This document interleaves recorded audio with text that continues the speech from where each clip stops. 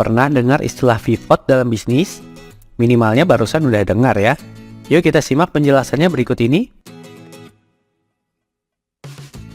Istilah pivot ini merupakan salah satu langkah pengembangan suatu usaha dengan cara mengubah model bisnis.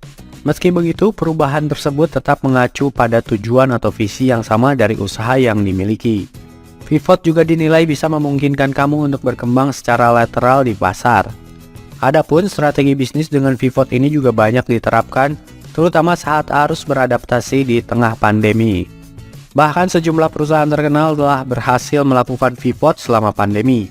Hal itu menunjukkan kalau pivot bisa dilakukan dengan cukup berhasil setelah perusahaan menyusun rencana dengan matang. Strategi pivot ini nggak cuma berlaku bagi usaha yang sudah besar loh.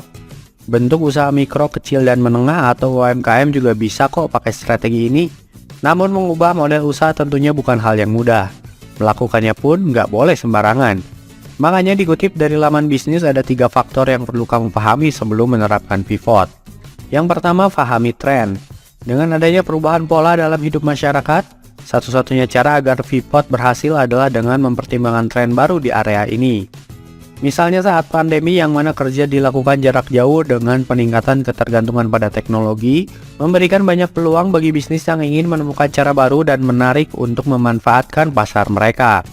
Di sini kamu bisa menerapkan pivot dengan menyesuaikan tren atau perubahan pola masyarakat. Yang berikutnya, perluas model bisnis perusahaan. Pivot yang berhasil nggak bergantung pada ruang baru loh.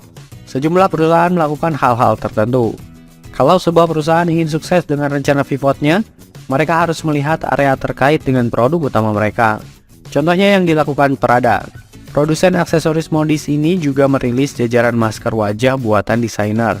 Prada telah menunjukkan bahwa mereka memanfaatkan kesadaran merek untuk menghasilkan produk yang layak dan menarik bagi dunia pasca pandemi. Dan yang terakhir ialah harus menguntungkan dan berkelanjutan. Pastinya strategi pivot yang kamu terapkan harus cuan dan berkelanjutan. Makanya produk atau layanan yang ditawarkan harus mempertahankan dan meningkatkan nilai merek, serta bisa mendorong pelanggan untuk membeli ide baru. Seiring berjalannya waktu, bisnis akan dapat beralih dari model bisnis penghasilan laba awal menjadi model baru yang berkelanjutan dalam jangka panjang. Untuk itu, pivot juga penting untuk bisnis kamu karena sebuah usaha yang nggak fleksibel, berpotensi menjadi yang pertama gulung tikar.